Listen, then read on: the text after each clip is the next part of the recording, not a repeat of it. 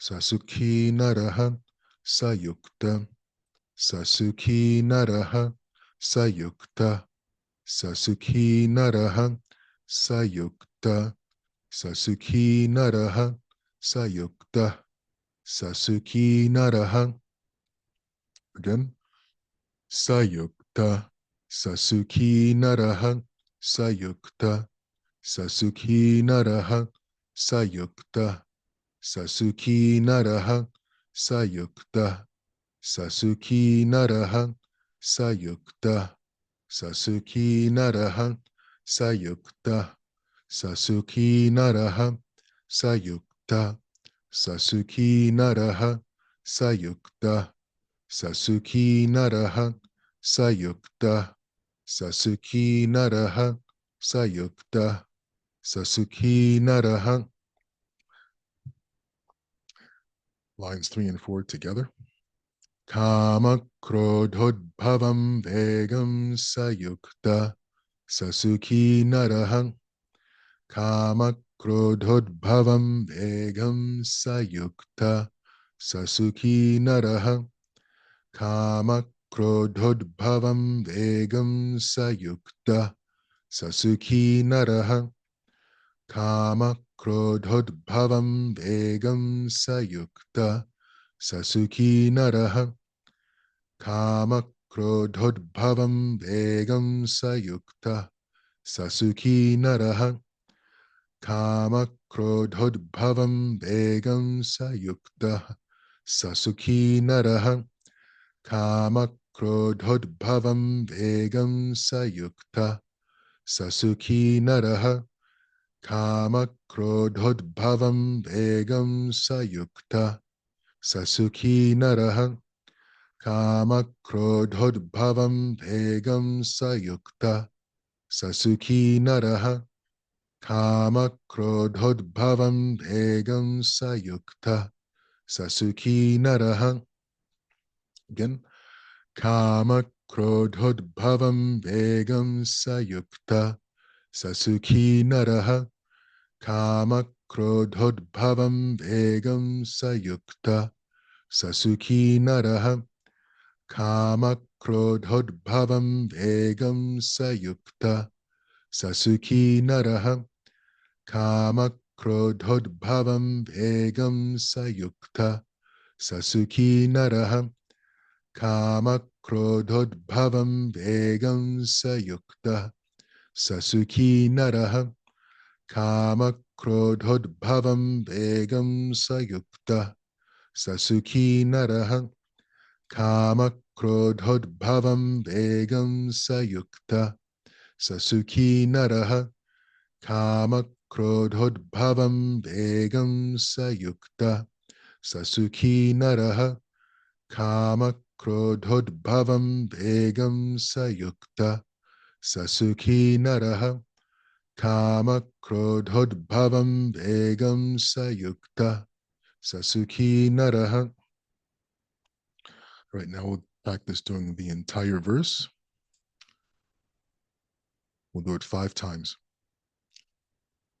Praknoti haiva ya sodhum praksharira vimokshanat.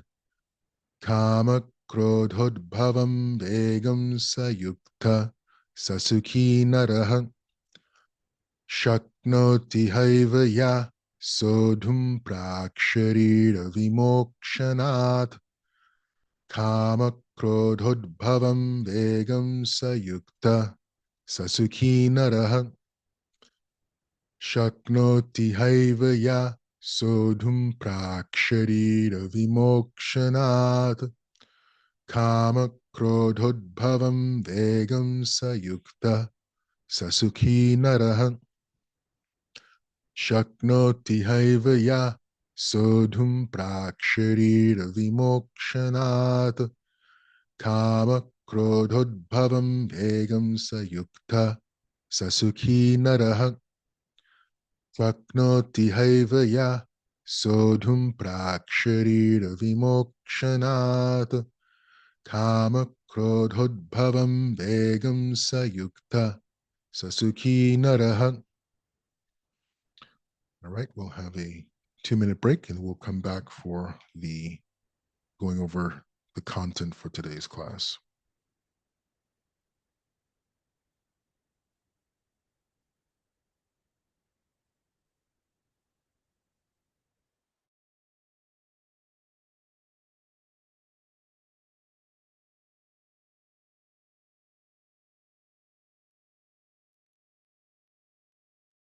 Okay, let's continue on.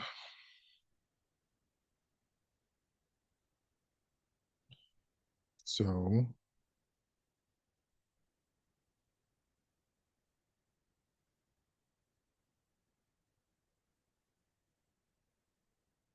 we're on the 6th verse of the Dashamrita Gita. So we're coming towards, I believe this is the second to last verse regarding karma. We spend so much time on karma because it is one of the most visceral and manifest issues we deal with, right? The senses. We're dealing with the material senses, the mind and intelligence every single day. And we have to make choices every single day because the senses and the mind are constantly trying to seek happiness, right? They're constantly, that's where karma resides. This desire for satisfaction, this desire for enjoyment, it exists constantly. We deal with it minute by minute, moment by moment. So we spend as aspiring spiritualists, we have to come to terms, and it's not just ourselves. If we hear the stories of Bhagavad Puranas, there's always this dynamic of dealing with the desires of the mind and senses. It is Krishna talks about this himself in the Gita. It is the one thing that can derail us, not just from spiritual life, but from successful life, as the Purusharthas describe, right? The 4 Purusharthas is about having a successful life here and now, also achieving moksha. But if we do not have a clear grasp and a mastery of karma, everything goes off kilter, right? Krishna talks about this very early on in the 2nd chapter. Dhyayato vishayam pumsa sangasteshu pajayate sangat sanjayate kama kamat krodho bijayate. Right? First we think about, we want to satisfy the senses, then we become attached to a particular idea. Oh, I want to have pancakes and maple syrup. We become attached to that idea.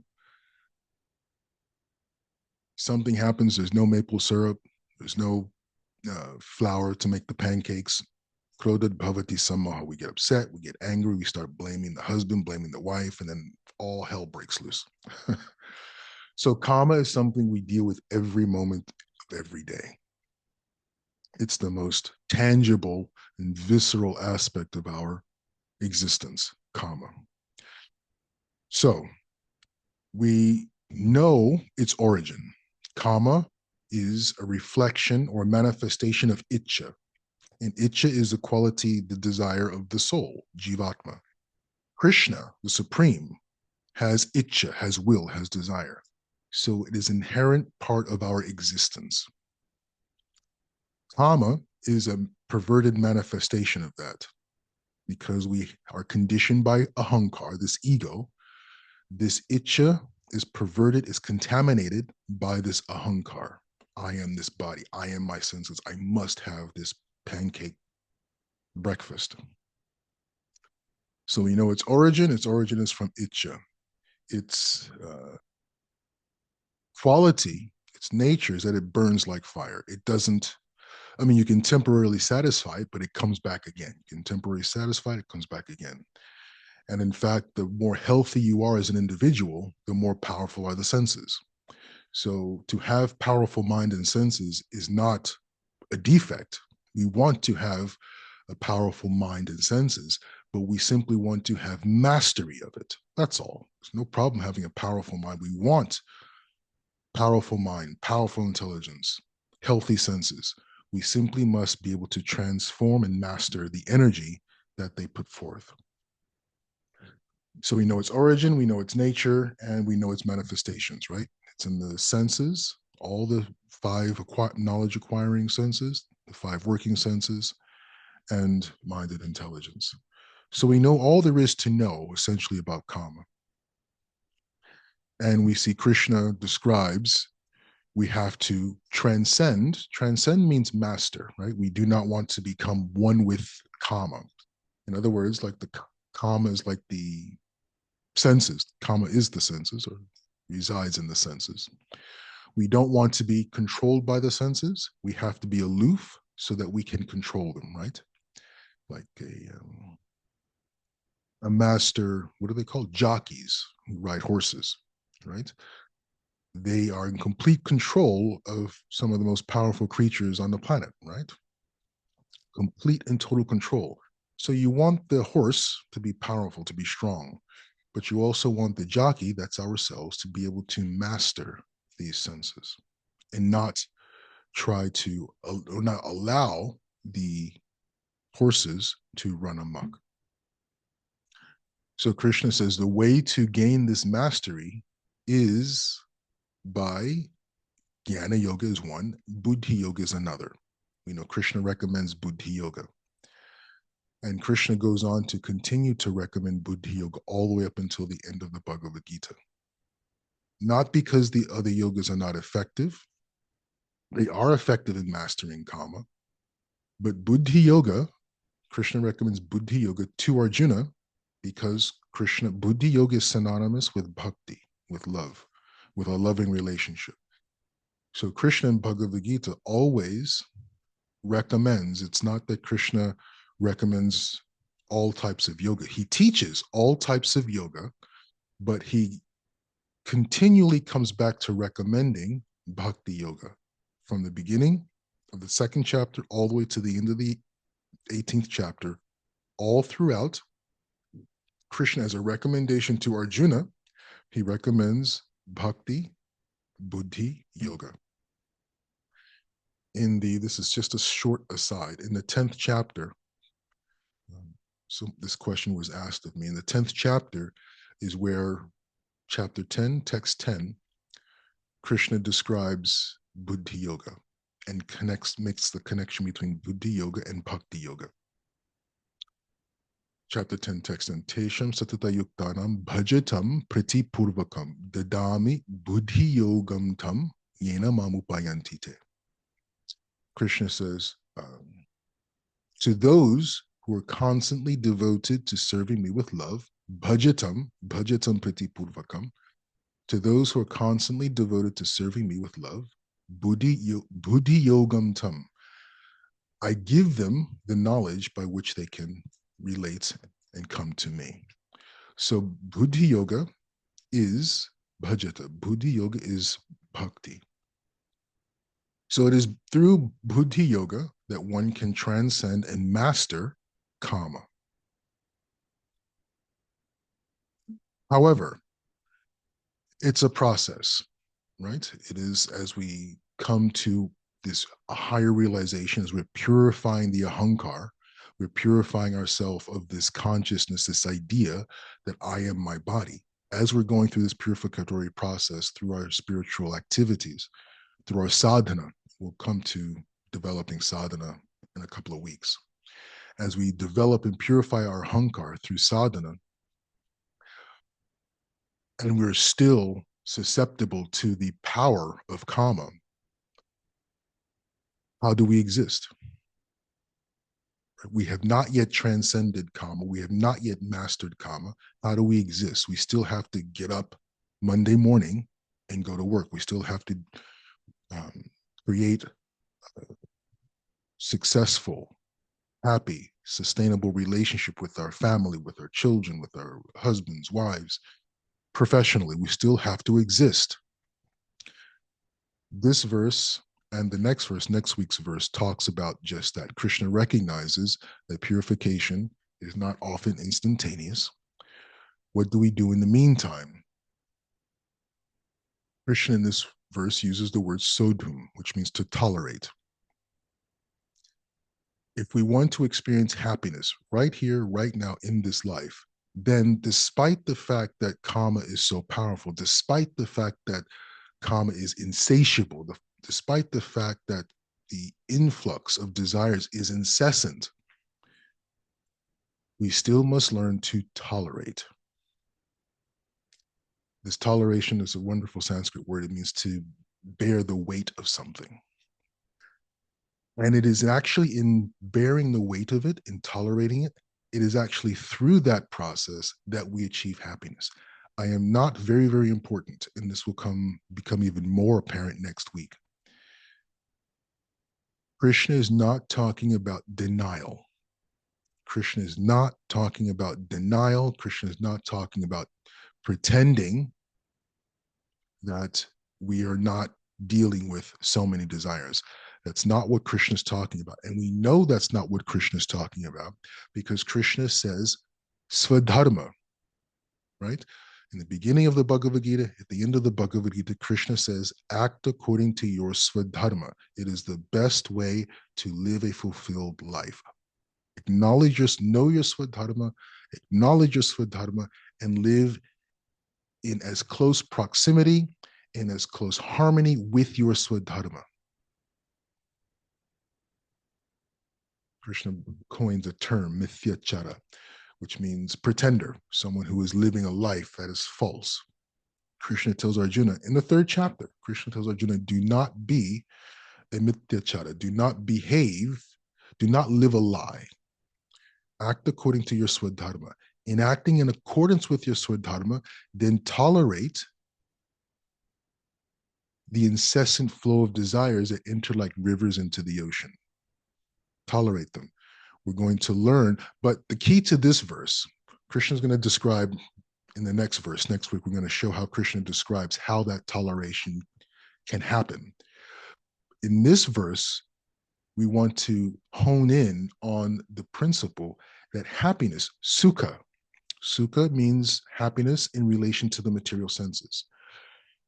When Krishna wants to talk about bliss, spiritual happiness, he'll use the term ananda, he'll use the term brahma sukha. In Bhagavad Gita, Krishna will use the term brahma sukha or brahmananda. Spiritual happiness. When Krishna throws out the word sukha, oftentimes, unless there's another qualifier, oftentimes Krishna, the word sukha is particularly pertaining to eating pancakes, right? Seeing a funny movie. Satisfaction of the senses is sukha, and its counterpart is dukkha, right? When you don't get the pancake and you have to eat bittermelon for breakfast, and you go hungry, that's misery, that's suffering. Also in connection to the senses. So sukha, dukkha is happiness and satisfaction in relations to our mind and senses. So here Krishna uses a word, sayukta sasukhi nara sukhi. Praksharira means before giving up this body. Praksharira vimokshanat. Before giving up this body, you can experience happiness by tolerating kama. Not denial. Krishna is not talking about denial. He's talking about sodham. He's talking about bearing it. When you're bearing a weight, you are cognizant of its existence. We're not denying its existence. You're developing the ability to carry it and not to incessantly try to fulfill all these desires. Learn to carry it. There's a way of doing that. But the key takeaway of this verse, the significant point of this verse is happiness, satisfaction can be had and experienced in this world by tolerating the influx of incessant desires, not by denial and not by trying to satisfy all of them. I love that. It's a wonderful verse, and we'll end on that verse. The incessant flow of desires that enter like rivers into the ocean, which is ever being filled, but is always still. Such a person who does not strive to satisfy them, such a person can achieve and attain peace. Just basic peace in life, from which, of course, one can then live and pursue activities that are conducive to a satisfying, successful life according to the Purusharthas. Any questions? You'll have to use the chat because I'm not using headphones. Okay, so the homework for this week is we're going to start shifting the homework and adding another element to it. For everyone, I hope you have a copy of the Bhagavad Gita. If not, I will send you a link to the Bhagavad Gita we're using in the course, an online Bhagavad Gita. It's available online, and you can use that. The third chapter of the Bhagavad Gita, I want you to go to the third chapter of the Bhagavad Gita. It has 40 some verses, so it's not the largest, but it's not the smallest chapter. It's a middle-sized chapter. And the content of the third chapter is still, nothing is basic in the Bhagavad Gita. Everything is profound, but it's not as complex. Krishna is not touching on as many different topics in the third chapter. So it's always a very good chapter to begin this particular exercise. The second chapter, for example, Krishna touches on 1,000 different topics. The third chapter, he focuses pretty much on what's called karma yoga. So I want you to read through the third chapter of the Bhagavad Gita. I will send the homework assignment, like a PDF, so you can actually read the instructions on how to do this. Read through the third chapter of the Bhagavad Gita. And as you read each shloka, the English translation, categorize that particular shloka in terms of whether it is dealing with dharma, artha, kama, and moksha. We sufficiently know what dharma, artha, kama, and moksha is. If you need a refresher, go back, read some of the PDFs of the previous weeks, so you make sure you have that understanding, the definition of dharma, artha, kama, moksha. Then read each verse of the Bhagavad Gita and then categorize it. Now, again, the Bhagavad Gita, Krishna is offering a lot of information in a very short span of time. So everything is very, very condensed, which means you may come across verses that have 2, even 3 of those topics, dharma, artha, and kama, or dharma and moksha. That's not a problem. You may find that to happen. Certainly find it in the later chapters, but you'll find some of them, quite a few of those verses also in the third chapter, where it's more than just Krishna's just talking about dharma. He's just talking about moksha. But I want you to begin categorizing each of those verses. So you write down the number, chapter 3.1, and you just put dharma or dharma and artha. 3.2, moksha. 3.3, moksha kama, or just whatever it is. All right. So begin. I will send that homework assignment so you can enter it there. And I want you to understand that for the most part, everyone will have very similar, because it's very straightforward, but there will be discrepancies. One person will say this verse is a dharma artha. Someone will say, no, it's a dharma kama. That is perfectly, what's the word?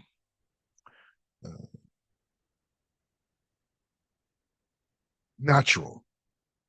Everyone's not going to list everything exactly the same. It'll be very, very close, for sure. But some persons will see more of one of the Purusharthas than another. Perfectly fine. Doesn't mean it is there or that it's not there. What it shows is it's recognizing, it's highlighting what you are seeing in that verse. And what you'll find is you'll do the entire third chapter, put it aside, come back in a year put that paper aside, put that record aside. You come back in a year, you do it again without referring to your previous categorization, and you'll find there'll be slight changes. You'll see things differently. That's because of your development, your maturity, not only in understanding the Gita, but also your life experiences will cause you to see things differently. So it's perfectly fine. Any questions about the study assignment this week? You'll have to type them in the chat. Okay, let's wrap up here. Om Sahana Vavatu Sahana Bhunaktu Sahavidyam Karuvavahai Tejasvina Vidhitamastuma Vidvishavahai Om Shanti Shanti Shanti Om Jaya Shri Krishna Chaitanya Prabhu Nityananda Shri Advaita Gadadhara Shivasari Gaura Bhakta Vrinda Hare Krishna Krishna Krishna Hare Hare Hare Rama, Rama Rama, Hare Hare. Have a wonderful weekend. And for those of us who are celebrating Radhastami, have a wonderful Radhastami. Hari Hari.